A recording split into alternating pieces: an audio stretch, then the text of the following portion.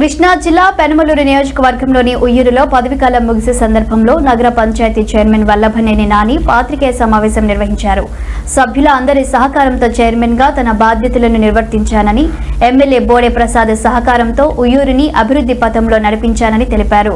తన భూతక కాలంలో చలసాని పండు హయాం నుండి సామాజిక కార్యక్రమాలు చేస్తూ వస్తున్నానని, ప్రజలకు అవసరమైన సహాయ సహకారాలను అందిస్తానని కూడా ఆయన పేర్కొన్నారు. తనకు పదవిపై వ్యామోహం లేదని, ప్రజాసేవను ప్రదానం చేస్తానని నాని చెప్పి సమావేశాన్ని ముగించారు.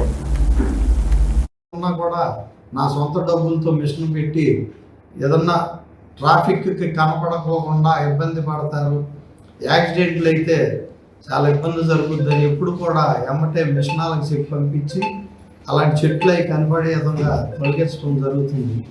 ముందు ముందు కూడా ఆ సేవల్లో ఇప్పుడు ఊర్లని మరి ఎక్స్టెన్షన్ చేయడానికి కుదరదు కాబట్టి వీళ్ళున్నంత వరకు ఏదో డ్రైన్ రిపేర్లు అవి చేయడం జరుగుతుంది.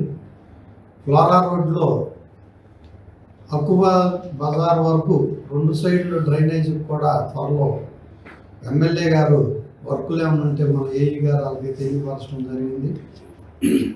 ఆ వర్కులు కూడా త్వరలో ఎమ్మెల్యే గారు చేస్తారని ఆశిస్తున్నాను.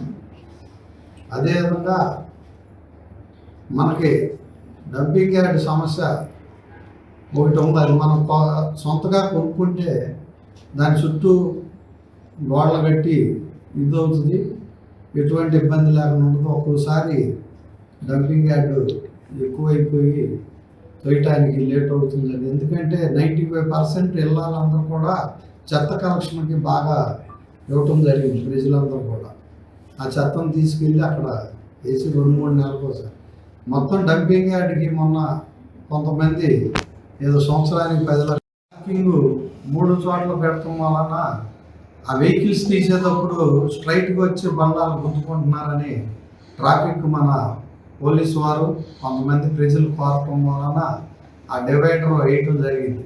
కొంతమందికి వ్యాపారస్తులకి ఇబ్బంది ఉన్నా కూడా ప్రజలు ఎక్కువ మంది యాక్సిడెంట్లో ఇబ్బంది పడుతున్నారని ఏదంతా డివైడ్ వేసారు. త్వరలో అది కూడా